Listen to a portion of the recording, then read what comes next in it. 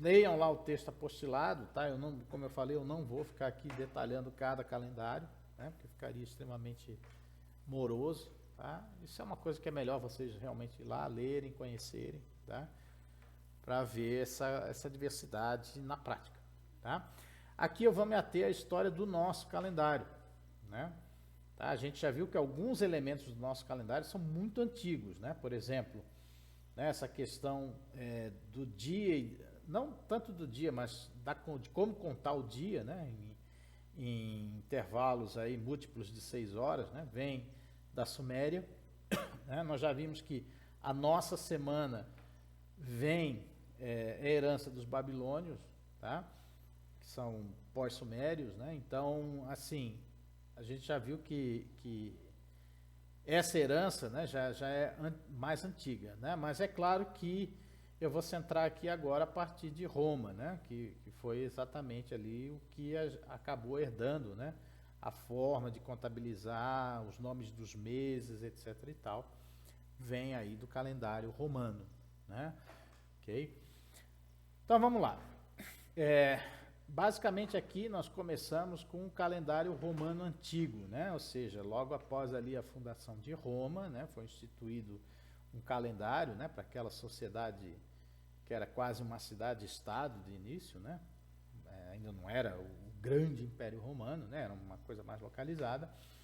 Ele já tinha um calendário, que era o calendário romano antigo, tá? E esse é um exemplo de um calendário arbitrário, tá? E teórico. Ele, a princípio, ele tinha lá alguma relação com alguns períodos do céu, mas ele era um calendário meio estranho para a gente, né? Ele tinha, por exemplo, 304 dias. Por que 304? Não sei, né? Não é um número de lunações, não é um número de ano trópico, não é um número de nada. Era um conjunto de dias lá que eles chamavam de ano, né? Esses 304 dias tinham 10 meses de 30 ou 31 dias. Aqui você já tem a unidade dia, né, que está presente em todos os calendários da humanidade, isso não tem muito como fugir, a gente já conversou. E aqui esses meses de 30 ou 31 dias também não tem muito sentido, né, porque a lunação era 29 dias e meio, ou você usa um mês de 29 ou um mês de 30, né, mas por que 31? Não tem muito motivo de ser, tá? Mas vocês já vão começar a ver algumas coisas particulares, né? Aqui que estão parecidas com o nosso calendário atual, tá? Os 10 meses, então, tinha aqui os nomes de Mártios, né? Que era o período em homenagem ao deus da guerra, Marte, né? O ano começava, então, no mês de Mártios, tá? Okay? Particularmente o dia 1º de Mártios, né? Estava associado ali com o início da primavera, em tese, né? É claro que isso começou a derivar rápido, né? Porque não era 365 dias. Tinha o mês de Aprilis, né? Que ali, a princípio, era quando você tinha ali a abertura, né, das flores na primavera. Tinha o mês de Maios, né? Que é homenagem à deusa Maia, né? A deusa ali que cuidava da terra, da fertilidade da terra. O mês de Júnios, né, em homenagem a Juno, tá, o deus Juno. E depois eles eram simplesmente na ordem aqui que aparecia, né? O Quintilis, que era o quinto, o Sextilis, que era o sexto, o September, que era o mês 7, o October, que era o mês 8, November, que era o mês 9, e o December, né, que era o mês 10. Inclusive, vocês notam que esses nomes aqui, né, September, October, November, December, isso não está em inglês não, tá, gente? Está em latim. Quem deixou assim foram os anglo-saxões, né? Os britânicos, tá? Continuaram com essa nomenclatura, tá?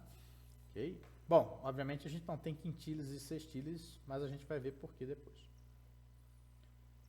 Ok, o calendário romano antigo, ele foi substituído depois pelo calendário romano moderno, né? Mais ou menos em 700 a.C., pelo segundo rei de Roma, né? O Numa Pompílio. O Numa Pompílio era um cara mais assim, estudado, né, para a época, né, um cara mais sábio e tal, mais filosófico e menos sanguinário, né?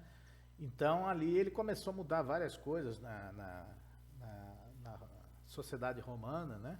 Isso não impediu, claro, ele de expandir, né, o território romano, com conquistas, mas a princípio ele impõe ali uma mudança no calendário, uma das coisas exatamente porque o calendário não seguia absolutamente nada, né? Nenhum ciclo ou lunar, ou solar, ou enfim, e aí ele então vai impor um calendário lunisolar, meio ali que influenciado pelos egípcios e gregos, né? Do que ele conhecia, tá?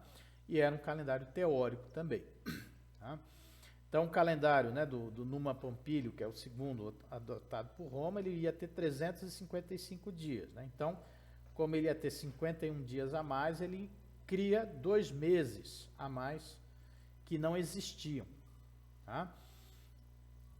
Uma curiosidade aqui é que esses 12 meses eles passariam a ter 29 ou 31 dias, né? Porque ele acreditava que números pares davam azar, né? Então não podia ter 30 dias os meses, ou 29 ou 31, tá? E aí ele cria dois meses antes do mês de Mártios, né? O mês Januários, né? Tá? Em homenagem a deusa Jano, tá? E o mês Februários, tá? O Februários era um período ali em que os romanos eles faziam ali uma espécie de celebração religiosa, né? De penitência, né? Tá? Estava associado ali a penitência, muita festa, era uma coisa ali, né? Era um período em que, por exemplo, né, os escravos, tinha ali um período em que os escravos, né, durante a februa, né, que era esse intervalo de tempo, eles tinham uma folga, né, vamos dizer assim, né, na sua vida dura, né, podiam celebrar um pouco também junto com os seus donos, né, então tinha lá o período de penitência, né, que era o início da februa, mas depois tinha lá um período de festa, né, ok? Isso é gozado, né, que na verdade em latim, né, o februa se chamava fevrua, né, ou fevere, né, e quando os britânicos olharam isso nos romanos, né, que eles usavam esse período para festa e tal, além da conta, aí eles falam, pô, os caras estão na fever, né, na febre, né, ok? Como se fosse assim uma coisa louca, né, que os caras faziam de vez, né, do nada, né, poxa, do nada o cara pega lá e começa a comemorar, né, aí perguntava, mas o que é isso, né, aí é o fevere, né, que virou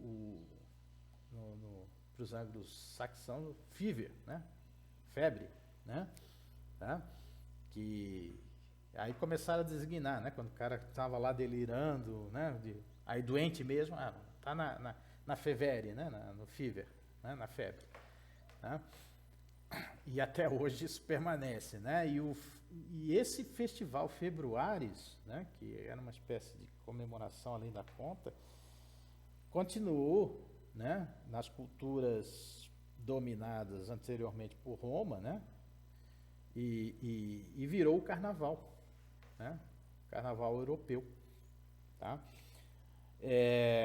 Esse carnaval europeu acabou sendo incorporado, né? Vocês sabem que todas as festas pagãs, né, ou estranhas à religião católica apostólica romana, né, na época que ali na Idade Média que ela dominou a Europa, ela dava um jeito de santificar essas festas, né? Foram feitas muitas coisas desse tipo, né? Por exemplo, agora que a gente está perto aí do Halloween, né, que era uma festa de homenagem aos mortos, né, tá?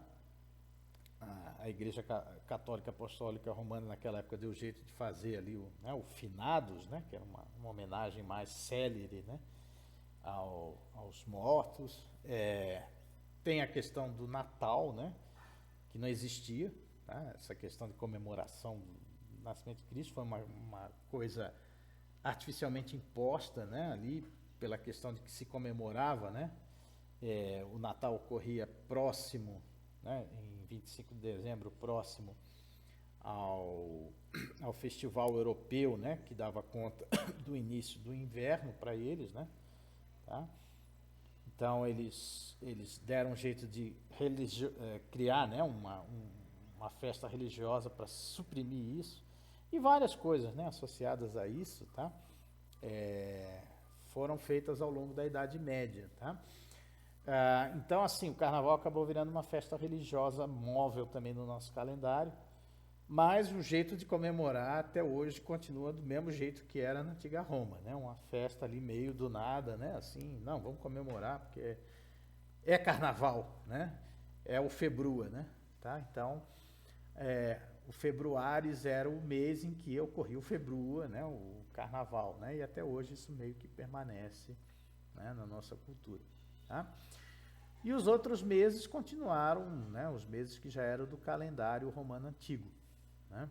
Tá? Só que agora os sextílios não era mais o mês 6, né? Já era o mês 8, né? Porque foram adicionados 2 outros antes. Mas, enfim, né? Para não mudar muita coisa, o Numa Pompílio acabou mantendo o nome desses meses como eles eram anteriormente, tá? Bom, como esse era um calendário lunisolar, ele precisava de correção, né? Então, depois de 2 anos, né? Cada ano, então, mais ou menos 10 dias de defasagem para o ano trópico, né? 365 menos 355 dá 10 dias. Depois de 10 anos, você tinha 20 dias defasados em relação ao ano trópico, né? Então, aí era introduzido um período no final do ano chamado de Mercedônios, né? Que era o período para corrigir a defasagem com o ano trópico. Esse Mercedônios ia ter, então, 22 ou 23 dias, né? Conforme decidia um conselho de sábios, né? Que de sábio não tinha nada, porque eles erravam muitas vezes na correção, né? Se era 22 ou 23, às vezes era para ser 22, eles faziam 23, ou vice-versa.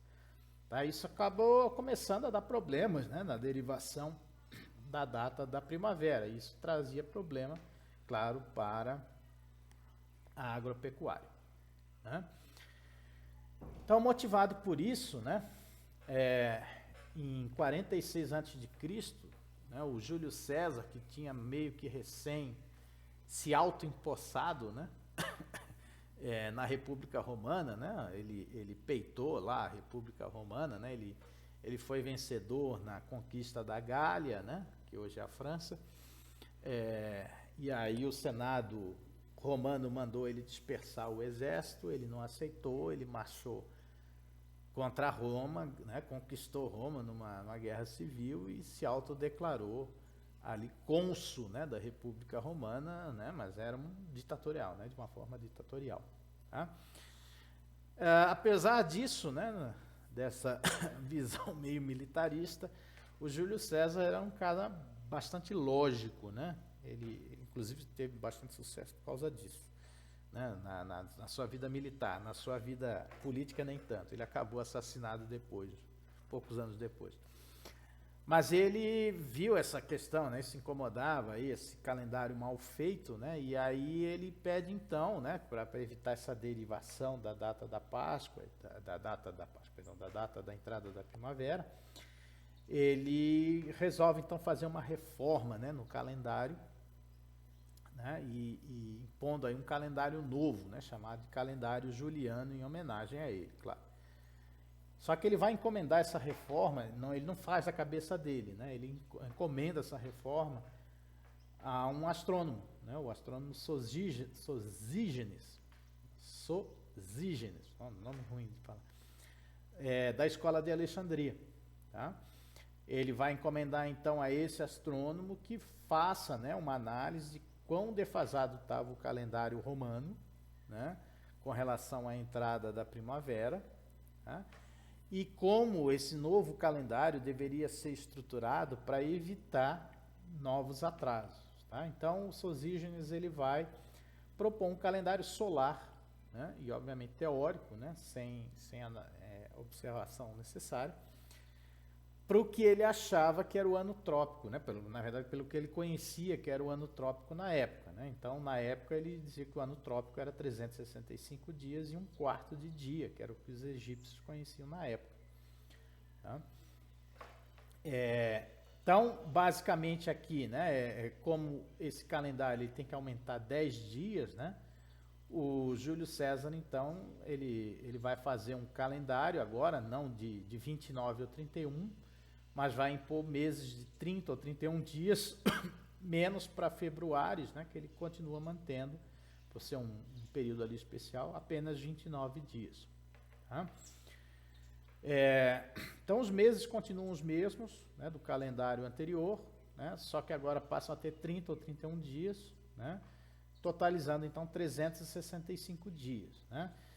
Ele sabia, né, o Sosígenes sabia que esse quarto de dia precisava ser contabilizado, então ele sugere, né, na encomenda dele, né, para o Júlio César, sugere que a cada 4 anos, né, você somar 0,25, depois de 4 anos você tem um dia. Né, um dia defasado. Então ele sugere que você coloque um dia a mais naquele 4º ano, né, para entrar em sintonia de novo com o ano trópico. Né? E aí introduz com isso então o ano bissexto, né? Tá? Por que bissexto, né? Tá? Essa palavra, né? Porque tem 2 6, né? 366, né? Então 366 dias nesse ano, né? Então, esse dia então ele vai para o mês de februário, né? Então a cada 4 anos o mês de februário teria 30 dias. Tá? Então, a rigor, né, além de fazer todas essas modificações, o Sosígenes calculou a defasagem e ela era de 67 dias, ou seja, o calendário anterior romano estava apontando ali uma primavera 67 dias depois do que ela deveria acontecer. Tá? Então ali o que aconteceu? Né? O Júlio César ele acaba fazendo por decreto, né, o ano mais longo da história, né, quando ele introduz, né, porque eles vão fazer o seguinte, então vamos fazer esses 67 dias, né, ser colocados num ano. Então o ano de 46 a.C., né, acabou tendo 445 dias, tá? Foi conhecido inclusive como o ano da confusão, né, na história. Para acabar com essa defasagem, né? E isso fixava então a entrada da primavera, no caso a primavera do hemisfério norte, né? Onde Roma estava situado, em 25 de Mártios, né? Ou em 25 de março, né? Que seria hoje, tá? Ok? Ele fixa isso, assim, ó, a primavera vai entrar nessa data aqui sempre, né? Porque o nosso calendário agora é perfeito, né? Pensavam pelo menos que era perfeito com relação ao ano trópico. Era comum também aqui você ter, né, os meses aqui, né, os dias dos meses. Os romanos tinham essa mania, isso não tinha nada a ver com o calendário juliano, já era uma coisa mais antiga, né? Eles chamavam o primeiro dia do mês de calenda, né? Daí vem a nossa palavra calendário, vem daí, tá? Que era o primeiro, calenda é o primeiro dia do mês, né? E antigamente quem determinava, né, a calenda era o sumo pontífice, né, que era um celebrador, né, da antiga Roma, antes até da Igreja Católica se instalar lá, tá? Já se chamava sumo pontífice, né, o cara que fazia as pontes, né, ou seja, a ponte com os deuses, né. E ele determinava o início do mês, assim como eram os islâmicos, né, que na verdade é uma tradição dos sumérios, né, determinar o início do mês com a primeira lua logo após a lua nova. Tá? E esse ato era chamado de calari. Né? E aí então era decretada a calenda, que era o primeiro dia do mês. Depois você tinha aqui os nonas, né, que eram os 9 dias seguintes, né, do dia 2 ao dia 10, e os idos, né, do dia 11 em diante, né? Então a gente ainda tem mania de falar isso, lá pelos idos de março, lá pelos idos de 1900 não sei quanto, né? Só que a gente não sabe nem o que a gente está falando, né? Era uma mania de falar dos romanos que acabou incorporando na nossa língua, né? Bom, calendário juliano, né, depois de ser colocado e imposto lá por Júlio César, ele permanece sendo utilizado, né, por Roma, mesmo depois de Júlio César sair, né? 2 anos depois, basicamente, né, ele foi assassinado, né, okay? Porque ele incomodou muita gente, né, com essa briga que ele fez com o Senado romano. Obviamente os políticos daquela época já conspiravam também, né, tá? E eles acabam assassinando, né, o Júlio César com uma facada, né? E aí o cônsul Marco Antônio, né, que assume ali depois de Júlio César, com o apoio do Senado, né, para não ficar tão feio ali, né, uma situação que né, para a população de certa forma admirava o Júlio César, ele muda, né, por decreto, tá, o nome do mês Quintilis para Július, né, em homenagem ao Júlio César, né? Então ali a gente tinha, né, Maios, Június, né, que eram homenagens aos deuses, e o mês Quintilis, aí depois passa a ser Július, né, em homenagem a Júlio César. Tá? E 20 anos depois, o Senado romano vai homenagear, né, o recém-imperador romano, que aí cai a república, né, vira um império, tá? Mas um império ainda com Senado, né, negócio meio estranho em Roma.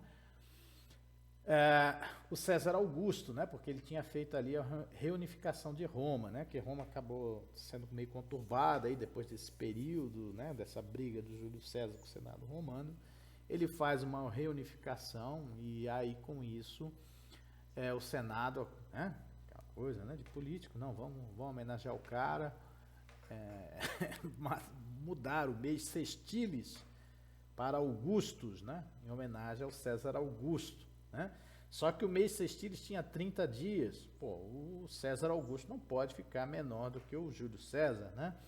Então nós vamos mudar o mês Augustus de 30 para 31 dias. Ah, vai tirar de que mês então? Porque, né, você não pode criar mais um dia à toa. Ah, vamos tirar do mês mais chato lá, que é o mês de februário, né? Vamos deixar februário com dia menos, né? Então, februário passou a ficar com 28 dias, né, porque foi retirado um dia para botar para o mês de Augustus, né? Então, com isso, né, nós tínhamos então, né, Januários, Februários, Aprilis, Mártios, Aprilis, Júnios, Maios, Júnios, Júlios e Augustos, né? Ok? Que acabaram virando aí os nossos meses no calendário atual, né, aportuguesados, claro. Tá? Ok. Bom, esse calendário juliano, né, com essas modificações que foram comentadas agora, ele permaneceu, né, basicamente aí por séculos a fio, né, porque as coisas foram criadas aí, vocês viram, quase que no ano zero, próximo do ano zero. Tá? E aí depois veio lá, né, o Império Romano ainda continuou, depois caiu, veio a Idade Média, assumiu a Igreja Católica, aquela coisa, mas o calendário continuou, o calendário juliano, né? Só que estava começando a acontecer um problema, né? Nós vimos que o calendário juliano tinha um ano trópico de 365,25 dias, né? Ele não era um calendário tão exato, né? Ele tinha uma pequena defasagem em relação ao ano trópico real. Com o passar de muitos séculos, né, porque nós estamos falando aí de 15 séculos quase, né, começou a dar uma deriva, né? Que deriva era essa? Né? Como o ano trópico era menor do que o calendário juliano, né, a primavera, ela estava entrando um pouco antes, né? Na realidade, assim, observando, né, ela estava entrando antes do que o dia 25 de Mártios, né? Já, por exemplo, né, já se percebia isso na época do Concílio de Nicéia, né, que foi um concílio da Igreja Católica ali, né, porque havia uma certa cisão, né, entre a Igreja Católica Ocidental e a Igreja Católica Oriental, e essa cisão acabou depois, né, na história sendo realmente real, né? Nós temos a Igreja Ortodoxa hoje, né, que é a antiga Igreja Oriental, né, associada ali ao Império Romano do Oriente. E o Concílio de Nicéia, no ano de 325, hein? 325. Já tinha percebido esse problema da deriva da data da primavera. Por que isso incomodava muito o cristianismo, né? Porque a data da primavera, ela estava associada diretamente com a principal festa cristã, a principal celebração cristã, que era a Páscoa, né? Ah, não é o Natal? Não, não é o Natal, é a Páscoa. Por que é a Páscoa? Né? Que a Páscoa, ela marca exatamente a ressurreição, né, de Jesus Cristo, né? É o que, vamos dizer assim, supostamente, dentro da religião cristã, é o que diferencia Jesus Cristo de um ser comum, né? A confirmação disso, né, é que ele ressuscitou, ele se elevou aos céus. Então, dentro dessa visão, né, do cristianismo, é o ponto principal de celebração, né, porque é ali que você tem a divisão entre o que é um Deus e o que não é um Deus, né, que é um homem comum. Então, essa celebração era a principal. Só que o problema é que a Páscoa, tradicionalmente, né, ela era definida dentro do calendário judaico, né, como a primeira lua cheia, né, na data da primeira lua cheia após o equinócio da primavera boreal. Né? Então, dava a primavera boreal, vinha uma lua cheia, era a data da Páscoa. Só que no calendário judaico, que é lunisolar, essa Páscoa sempre cai na mesma data, é sempre fixa. Né? Tá? No caso do calendário juliano, né, que era o que estava vigente na Europa, não, porque ele é um calendário solar. Né? Então, a data da Páscoa era uma data móvel dentro do calendário juliano, mas ela estava diretamente implicada com a data da entrada da primavera. Né? Então, já o Concílio de Nicéia tinha percebido essa variação. Tá? E ele determina, então, que a Páscoa vai ser o primeiro domingo após o primeiro plenilunio, após a primeira lua cheia, né, que ocorresse no ou após o equinócio da primavera. Então, a ideia era o seguinte: o equinócio da primavera tinha data marcada, 21 de Mártios. Tá? Okay? Era fixo. Né? Nota que já é uma data antes, né, eles já tinham percebido uma diferença de 4 dias em relação ao que Júlio César tinha determinado, que era 25 de Mártios. Então, eles corrigem para 21 de Mártios. Né? Aqui vai entrar o equinócio da primavera. Depois disso, vai ocorrer uma lua cheia, não importa em que data. Né? E o primeiro domingo depois dessa lua cheia era a Páscoa. Foi assim que eles definiram, né, o que mais ou menos acabava concordando com a data do calendário judaico. Né? E todas as outras celebrações, né, associadas à Páscoa geram celebrações móveis no calendário. Né?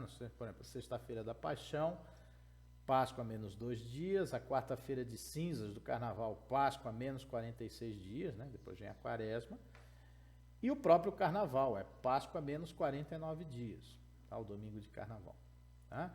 Tem aqui ainda, né, o domingo do Espírito Santo, que é Páscoa mais 49 dias, e a quinta-feira de Corpus Christi, que é Páscoa mais 60 dias. Tá? Essas festas são móveis no nosso calendário, mas elas são fixadas em relação à data da Páscoa. Então, assim, o calendário juliano, né, ele acabava derivando, né, a entrada da primavera um dia a cada 128 anos, ou seja, né, a cada 128 anos, a data a primavera, na realidade, entrava um dia antes, porque o calendário era maior, né, o período do ano era maior do que o ano trópico real. Na época do Concílio de Nicéia, já se tinha passado 4 desses períodos, eles perceberam então uma defasagem de 4 dias e recuaram de 25 para 21 de Mártios. Mas o problema continuou, né? Porque o calendário também continuou. Então, quando chegou lá em 1576, né? Ou seja, nós estamos falando aí de quase 16 séculos depois, né, da instituição do calendário juliano, né? E praticamente aí 11 séculos depois do Concílio de Nicéia,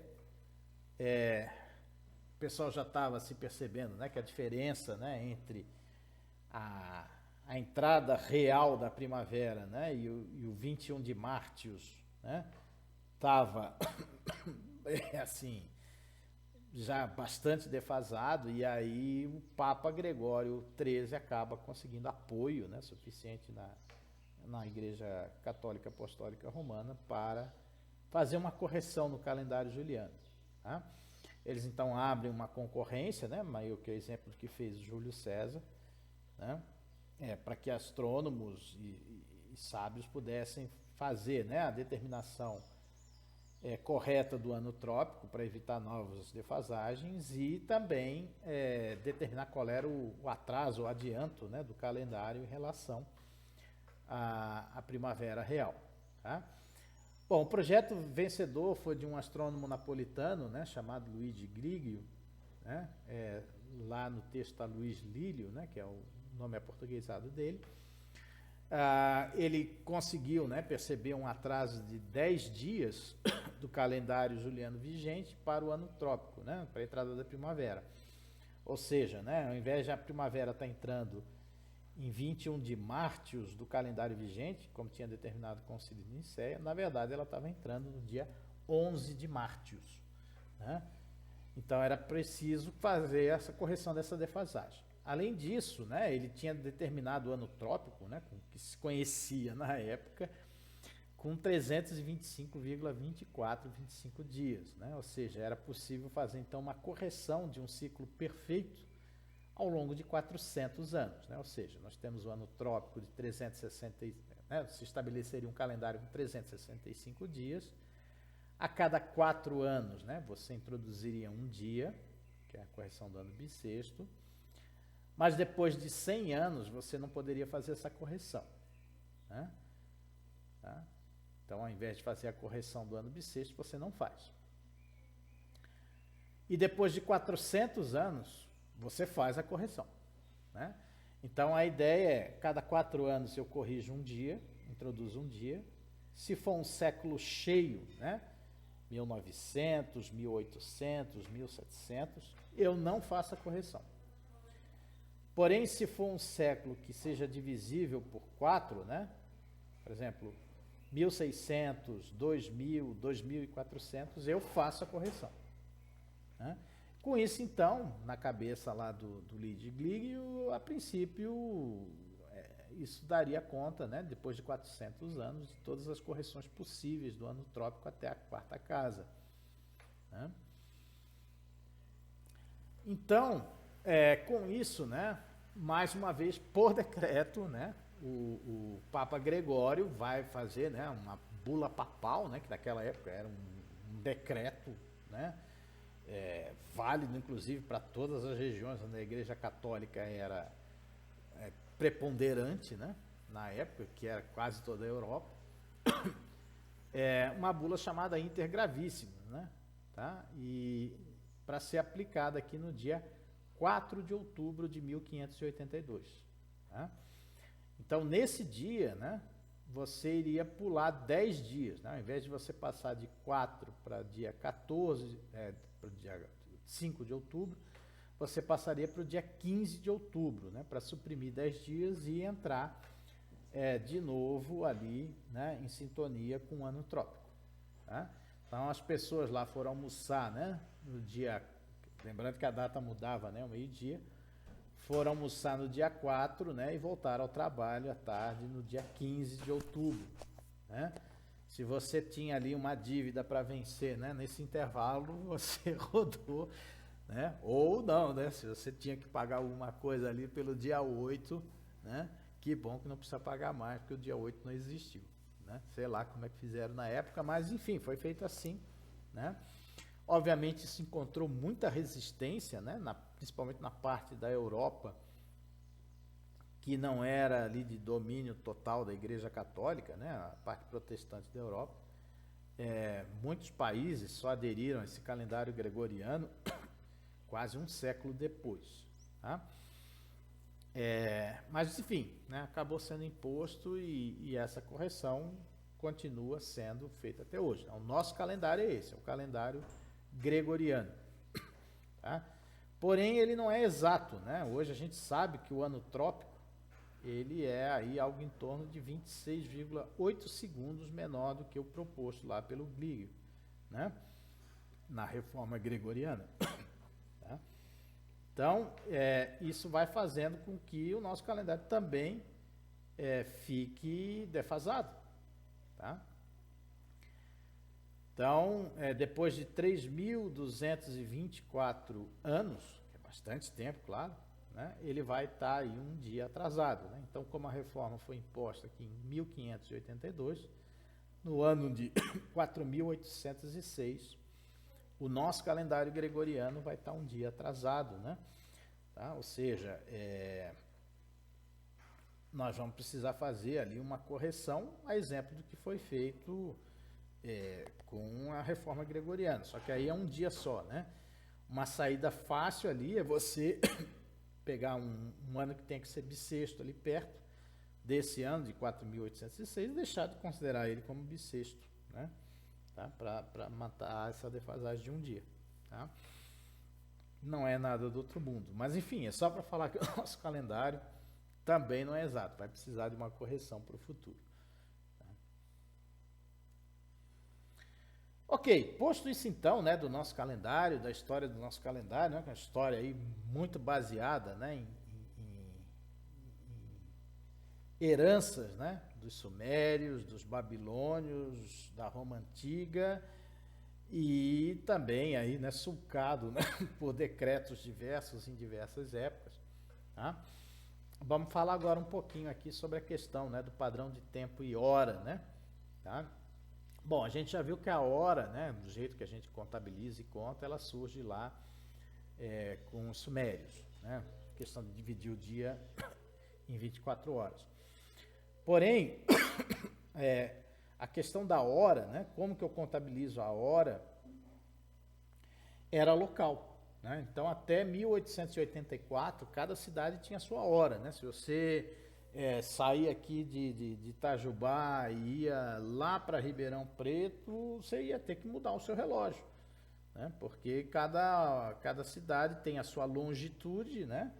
Tá? E a hora era baseado na observação do meio-dia solar verdadeiro, que está associado à longitude da cidade.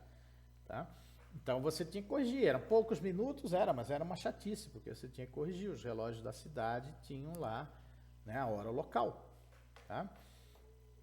Então, pensando assim, em regular um pouco isso, né, e deixar as coisas um pouco menos complicadas, né, veio aí a ideia do padrão de tempo e hora, né, para determinar que hora cada local iria utilizar. Tá? E aí, então, foi instituído aí o tempo universal e o padrão de hora universal, né, internacional, dividindo aí o planisfério, né, a superfície da Terra, em diversos fusos. Né?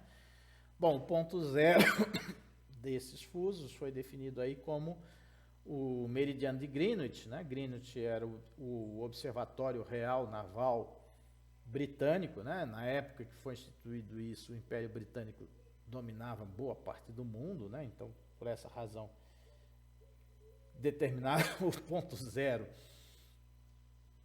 como passando pelo observatório deles, né? Nada mais prático. Mas, de qualquer forma, essa instituição aí colocava que, mais ou menos, aí a cada 15 graus você ia ter um fuso, né? Tá? E cada local ia ter a sua hora legal determinada. No Brasil, ficamos aí com 4 fusos, né? Das ilhas oceânicas, né? O fuso aqui que atinge a maior parte, né, do Nordeste, Sudeste e Sul. Nós temos outro fuso aqui para a região Centro-Oeste e Norte e um que atinge lá só o extremo oeste do Brasil, né? Acre, parte do Amazonas. Tá? É claro que vocês estão vendo que essas linhas, de vez em quando, elas não são bem linhas, né? Elas entortam aqui, porque isso também tem aí uma importância política, né? Na hora de determinar a hora, né? Porque é interessante eu determinar para a hora do meu país, né? Fica mais legal ou não, né? Por exemplo, aqui, ó, a Islândia, ela acaba ficando dentro do fuso zero, né? Tá? Por uma questão de escolha deles, né? Cada país escolheu a sua forma, né? De como vai fazer a sua hora. A China, por exemplo, embora seja bastante extensa, ela acaba tendo um fuso só, né? Isso aí vai de cada país, né, se organizar da sua maneira, né? Mas, enfim, não é só uma questão lógica, né? Tem também aí a questão associada ao que cada país escolhe legalmente, né, para determinar a sua hora. Mas, enfim, né, essa ideia, né, de um tempo universal, ela acaba sendo importante porque ela vai instituir o padrão de hora internacional, não só a questão dos fusos, mas a questão também de um tempo universal coordenado por diversos observatórios ao longo da Terra. Por quê? Porque já nessa época de 1884, né, o pessoal começou a ver que a definição de hora ela era afetada, né? Já tinha detalhamento das observações a esse ponto, ela era afetada pelas variações da rotação da Terra, né? O segundo, até essa época, até pouco tempo, aliás, a gente já vai ver isso logo depois, era definido como 86.400 avos do dia solar. Só que o dia solar depende das variações tanto da rotação da Terra quanto da translação da Terra. E flutuações, embora pequenas, né, já eram notadas, né? Então, aí o pessoal resolveu fazer um padrão que fosse independente disso. Ah, não, vamos tirar essa definição de segundo e vamos criar um padrão de hora que a gente possa determinar. Tá? Obviamente que em 1884, essa determinação do padrão de hora era feita observacionalmente pelos observatórios profissionais astronômicos, né? Aqui no Brasil, por exemplo, o Observatório Nacional, nessa época, assumiu a determinação de hora. Tá? Okay? Então, era obrigação do Observatório Nacional manter o padrão de hora do Brasil. Tá? Bom, esse padrão de hora também introduz aí o meridiano zero, né? Que é o ponto onde a data muda, né? Porque assim, a hora é contínua, né? Você sabe, o Sol está iluminando lá sempre metade da Terra, né? Mas você tem que determinar em algum meridiano onde a data muda, né? É meio estranho isso, mas enfim, a data ela tem que ser um negócio padronizado e coordenado para o mundo inteiro. Então esse meridiano, né, que é diametralmente oposto ao meridiano de Greenwich, ele acaba sendo utilizado como meridiano da mudança de data, né, porque era uma região pouco habitada na época, né, não cortava aqui muitos países. Agora não, né, agora a gente já tem ali alguma habitação, mas enfim, como é que funciona isso, né? Vamos pegar aqui a ponta da Rússia, né, e a ponta do Alasca aqui, tá? Então vamos supor aqui que o Sol está iluminando, né? Tá de manhã, tá? Vamos supor que aqui no Alasca nessa ponta aqui é 9 horas, né? Tá? Ok? E aí vem a pergunta então, né? Bom, o Sol, a Terra gira de oeste para leste, né? O Sol vem de leste para oeste, né? Então, se aqui é 9 horas, né? Aqui vai ser 8, 7. Nessa ponta aqui é 7 horas, aqui é 9 horas da manhã. O problema é de que dia, né? Tá? Aí é que vem a confusão, né? Tá? Então, vamos supor que seja dia 20 de outubro, né?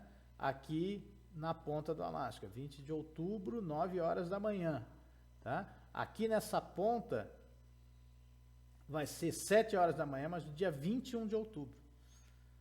Então, essa mudança de data é isso, né? Se você vem do Alasca para a Rússia, embora é quase o mesmo horário, né? 9 da manhã, 7 da manhã, mas você perde um dia, né? Porque você vai passar de 20 para 21.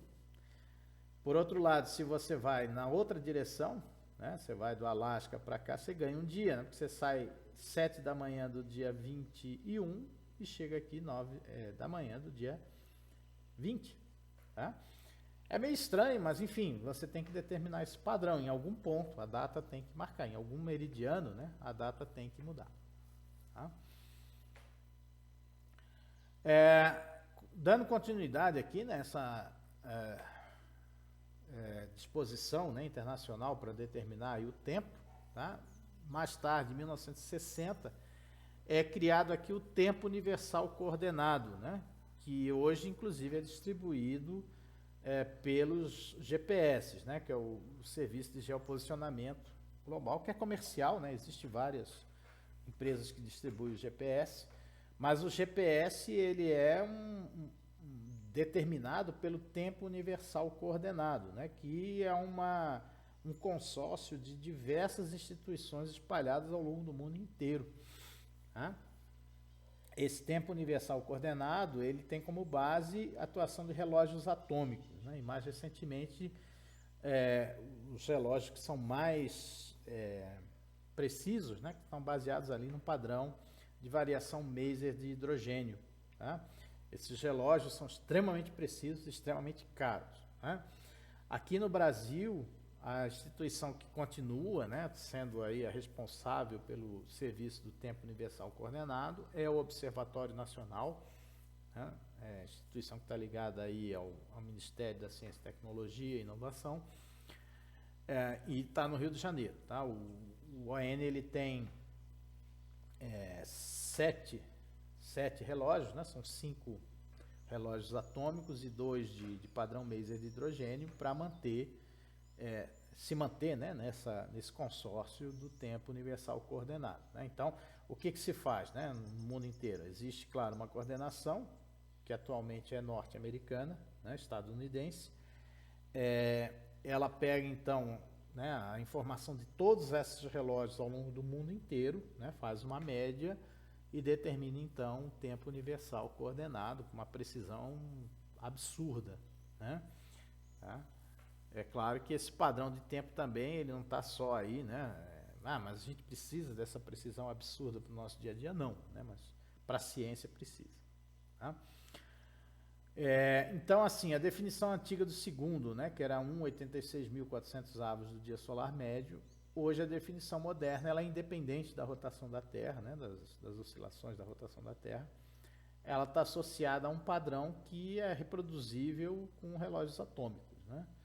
Então, você tem ali as oscilações do isótopo 133 do césio, né? E o segundo está definido, então, aqui no número muito grande dessas oscilações, né? Na verdade, essas oscilações geram uma frequência observável, né? Tá? E aí essa frequência observável você pode determinar com uma precisão muito grande, né? E com isso, então, evitar que o seu relógio atrase ou adiante, né? Sem motivação.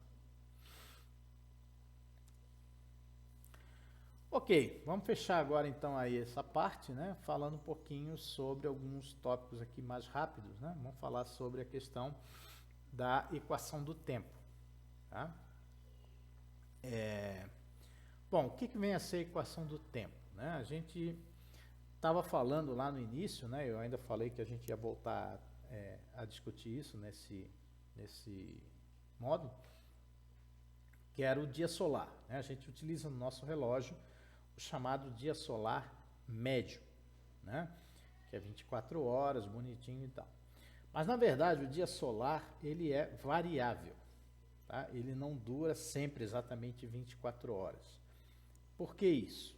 Existem duas razões. A primeira é a inclinação, né, que existe entre o plano do equador da Terra e o plano orbital da Terra.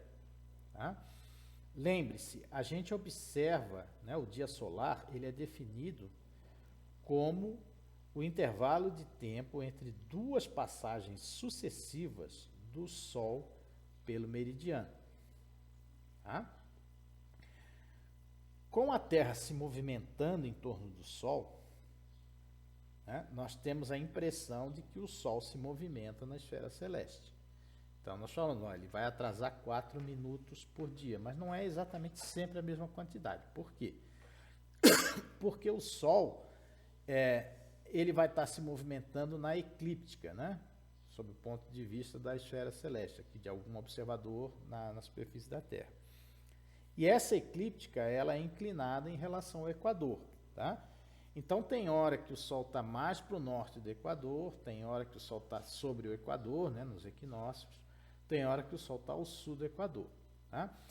Essa movimentação do Sol na eclíptica, né, ela não é sempre paralela ao Equador. Né? Ela só vai ser paralela ao Equador nos solstícios, né, e ela só vai ser igual à movimentação do Equador, né, quando ele estiver nos equinócios. Qualquer outro intermediário, o Sol vai se movimentar de forma oblíqua no céu em relação ao equador celeste. Aí você diz, mas qual é o ponto disso? O ponto, né, é que a rotação da Terra tem como plano fundamental o plano do equador, né? Então você tem ali uma rotação contada num plano, né, numa direção, tá? Ao passo que a movimentação aparente do Sol no céu, ela pode ser oblíqua a esse plano, tá? Então você vai ter uma parcela que é paralela ao plano e uma parcela que é perpendicular a esse plano, que não vai contar para nada, tá? Então, na verdade, quando a gente diz que o Sol se movimenta 1 grau por dia, é 1 grau total, né? Mas na hora de projetar isso sobre o equador, plano do equador da Terra, esse 1 grau pode não ser 1 grau, pode ser menor, tá? Ok? Então, esse tipo de situação acaba gerando uma oscilação que é periódica, né? Porque o movimento é periódico, né? Ao longo do ano, né? Em função da inclinação do equador da Terra em relação à eclíptica, né? Ora, o Sol vai andar um pouco mais rápido, ora o Sol vai andar um pouco mais devagar, e o efeito acumulado. O dia ora fica um pouco maior, ora fica um pouco menor, tá? Outra coisa que vai influenciar, né, nessa questão do dia solar é a velocidade orbital da Terra, né? A Terra não tem uma órbita perfeitamente circular, né? A órbita da Terra é elíptica, a gente já falou sobre isso no módulo 3. A gente vai falar no próximo módulo de mecânica celeste sobre essa questão, né, de por que a velocidade orbital de um planeta numa órbita elíptica, ela varia, né, ao longo da órbita, tá? A gente vai entrar em detalhes sobre isso. Por hora, né, o que vocês têm que entender é isso, que a velocidade orbital da Terra ela vai variar, porque a órbita da Terra é elíptica, tem hora que ela está mais próximo do Sol, tem hora que ela está mais afastada do Sol. Quando ela está mais próxima do Sol, a velocidade orbital é maior, tá? Como o dia solar depende, né, de quanto a Terra anda em sua órbita, né, ao longo de uma rotação dela, tá? Tem horas que quando ela estiver mais próximo do Sol, no periélio, né, o dia solar vai acabar sendo o quê? Né? Eu vou ter uma rotação, a rotação da Terra não muda o período, mas o tanto que a Terra andou vai ser maior, né? Então isso vai fazer com que o meu dia solar no periélio seja maior. No afélio vai ser o contrário, o dia solar vai ser um pouco menor, tá? De novo, né, esse efeito é cíclico, né, porque a órbita da Terra, né, tem ali uma periodicidade, tá?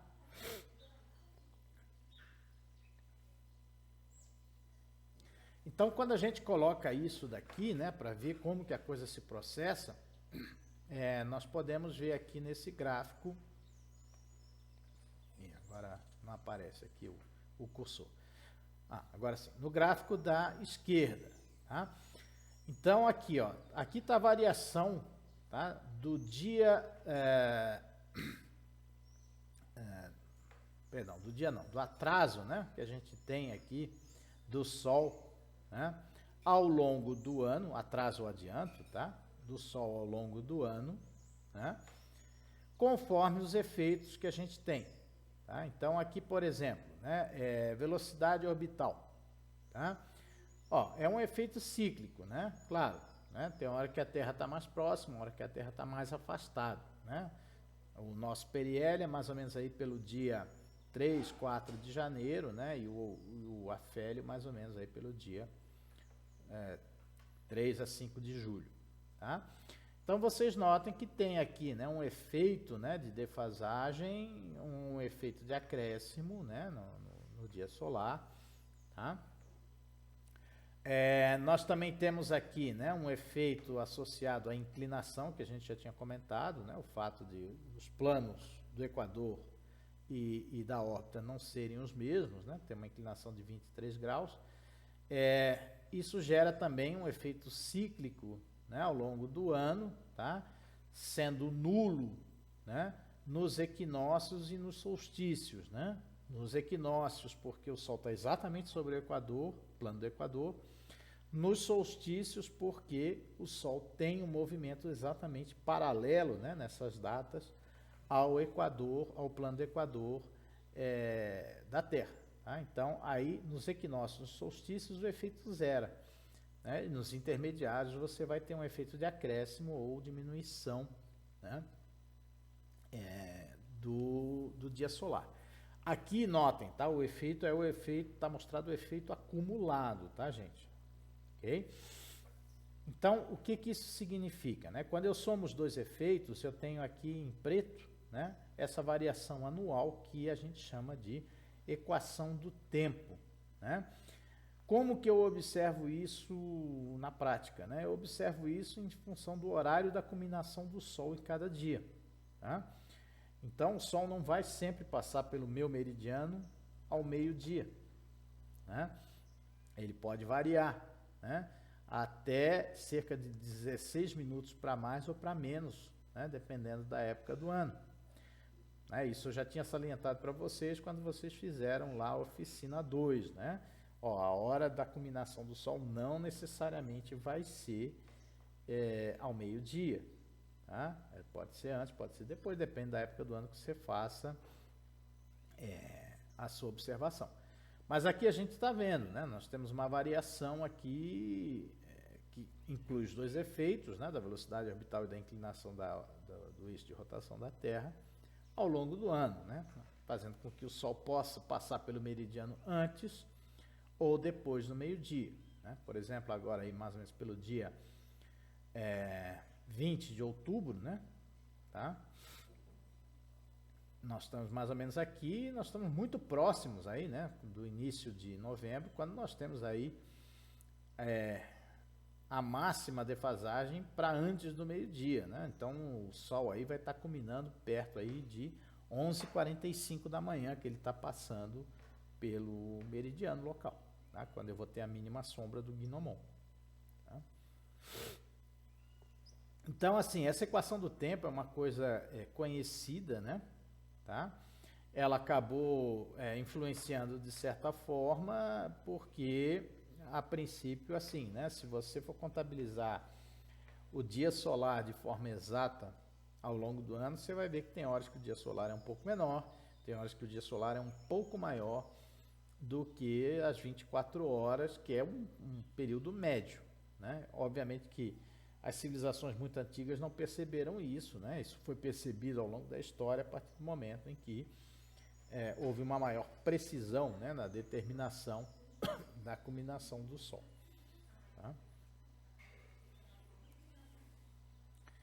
Bom, isso também gera aí os famosos analemas, né? O que é o analema? Né? Bom, vocês certamente já devem ter percebido, né, olhando o pôr do Sol ou olhando o nascer do Sol, que ao longo do ano nós temos aí uma variação da posição do nascer ou do pôr do Sol, né? Isso por conta das estações do ano, né? E da inclinação do eixo de rotação da Terra, né? Então, no verão, a gente sabe aqui no hemisfério sul que o Sol nasce mais para sul, né? Da posição do ponto cardeal leste, perdão.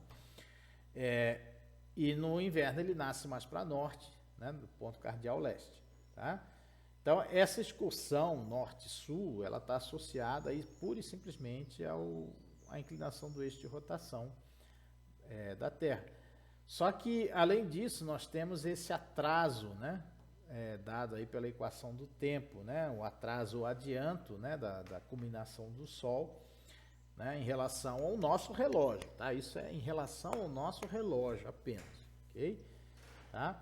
Então aqui, por exemplo, né, eu tenho uma animação que mostra, tá, o ponto, né, onde o Sol iria culminar, tá, considerando aqui a latitude 0 no meridiano de Greenwich, né, ou seja, o ponto da Terra, né, onde o Sol está a pino, né, considerando aí, né, como base o ponto 00, né, latitude 0 e longitude 0, tá? Nota que esse ponto ele vai fazendo uma excursão ao longo do ano, né, que lembra aí um 8 no final das contas, né, que a gente chama aqui de analema, né, tá? E isso aqui seria, vamos dizer, né, a visão que eu teria, né, do meridiano zero a partir do Sol, né, do ponto 00, meridiano zero, equador zero, né, e latitude zero, a cada dia do ano, tá, considerando 12 horas do relógio no meridiano de Greenwich, tá? Qual é o ponto da Terra, né, que está com o Sol a pino, tá? Isso é uma maneira de ver, então, essa movimentação, que é uma coisa puramente ligada, primeiro, né, a questão da inclinação do eixo da Terra, segundo, a questão do nosso relógio marcar um tempo médio, tá? Como que eu posso perceber esse analema? Tá? Qualquer um de vocês pode fazer isso, tendo paciência, né? Você pode fotografar o Sol, né, sempre no mesmo horário ao longo de um ano, tá? Numa paisagem, como está aqui, né, mostrado aqui nessa animação do lado direito de vocês aí, né, na apresentação, tá? Então, assim, se eu pegar sempre no mesmo horário, vou bater uma foto do Sol na paisagem aqui, todo dia às 4 da tarde, todo dia às 4 da tarde. Não adianta bater sempre às 6 da tarde, porque, por exemplo, no inverno às 6 da tarde o Sol já se pôs, né? Então tem que tomar cuidado com isso, mas você pode fotografar sempre, né, no mesmo horário em que você saiba que em qualquer época do ano o Sol deveria estar acima do horizonte, né? Bata uma foto, né? Né? Não precisa ser todo dia, você pode bater uma foto a cada 5 dias, por exemplo, né? E depois some todas essas fotos, você vai ter então uma figura parecida com essa, é o analema, né? Em que você tem essa excursão maior, né, que é norte-sul, em função da inclinação do eixo da Terra, mas você tem também, né, essas barriguinhas formadas aí pelo 8, que é em função do nosso relógio marcar o tempo médio, né? Então você está fazendo ali uma excursão em função do tempo médio, né, e da equação do tempo, tá? Aí vocês vão dizer, mas isso é uma fenomenologia natural? Não, não é uma fenomenologia natural. A natural é a norte-sul, tá? Essa excursão maior, norte-sul, é natural, é em função do eixo de rotação. Agora, a barriguinha do 8 é artificial, né? É o fato de você bater a foto sempre no mesmo horário do relógio, né? Sempre às 4 da tarde. Você vai lá e bate a foto, tá? É o fato do nosso relógio marcar o tempo médio, tá? Essa barriguinha do 8, ela vai estar associada com a fenomenologia que a gente citou, né? A inclinação do eixo de rotação da Terra e o fato da órbita da Terra ser uma elipse. Tá? Inclusive, é possível medir a elipsidade da Terra através do analema. Tá? Para fechar, vamos falar aqui do tempo sideral. Tá? O tempo sideral, a princípio, a gente já viu no módulo 2, né? Ele está associado ali a uma questão de apontamento, né? No sistema equatorial de coordenadas, tá? Mas ele é um tempo também, é uma contagem de tempo, né? Okay? Ele está associado ao dia sideral e tem como marco zero o ponto vernal, né? Que é o ponto lá de intersecção, né? Entre o Equador, plano do Equador da Terra e o plano da eclíptica no modo ascendente, né? Ou seja, onde a Terra, onde o Sol aparenta passar, né, do hemisfério sul para o hemisfério norte celeste. A gente já viu que um dia sideral, né, ele é menor do que o dia solar, tá? E aqui o que nos interessa é que, assim, todo observatório astronômico ele precisa trabalhar com o tempo sideral, porque ele precisa desse tempo sideral para fazer o apontamento dos telescópios, tá? Na prática, o tempo sideral, né, embora tenha todo aquele algoritmo lá que a gente tenha visto, né, mas ele, na prática, ele é a ascensão reta, né, que passa nesse instante pelo meridiano local. Tá? Então, se você tiver a condição de observar um certo astro passando pelo meridiano local, tá? A ascensão reta dele é igual ao tempo sideral. Né? bom, não era finalmente, agora assim, finalmente, que é a questão da data juliana, tá? Que aqui são tópicos assim mais para fins de complementação, né? Não são tão assim fundamentais. A data juliana, tá? Ela é também uma contagem de tempo, né? Que ela foi criada em 1583 por Scaliger, né? E ele era um historiador, né? O Scaliger, na verdade, ele queria datar, né, algumas coisas que tinham acontecido em termos de história, né, de Roma e de outras coisas, e ele precisava de uma data que fosse meio que independente, né, porque é meio complicado você trabalhar com várias coisas de várias culturas distintas, vários calendários distintos. Ele queria criar então um padrão de tempo que fosse independente disso, que fosse um padrão de tempo contínuo, né? Que não tivesse quebras de meses, quebras de anos, etc. e tal. Ele acabou não tendo muito sucesso, né? A data juliana é muito pouco utilizada em história, por exemplo, tá? Mas ele atraiu os olhares, particularmente aí do pessoal da astronomia, né? Porque, embora essa seja uma escala de tempo totalmente arbitrária, ela tem a vantagem dela ser contínua, né? Então, assim, por exemplo, você observa uma fenomenologia, né? Você está observando uma determinada estrela variar e etc., né? Aí você tem lá a data que você fez as observações, né? Que vai ter um dia, um mês e um ano, uma hora, um horário, né? E aí vai ser uma ginástica danada, né? Porque a hora que você quiser plotar um gráfico, né? Você precisa de uma variável contínua, o tempo é contínuo, né? Eu quero plotar o gráfico de variação do brilho da estrela contra o tempo. Bom, perfeito, só que você tem lá as datas de observação, é um horário, um dia, um mês e um ano, né? Aí você fez as observações em outra data e tal. E aí você quer colocar aquilo num gráfico, fica um pouco prático, você tem que começar a contar quanto tempo se passou entre uma observação e outra. Então isso fica muito chato de ser efetuado, né?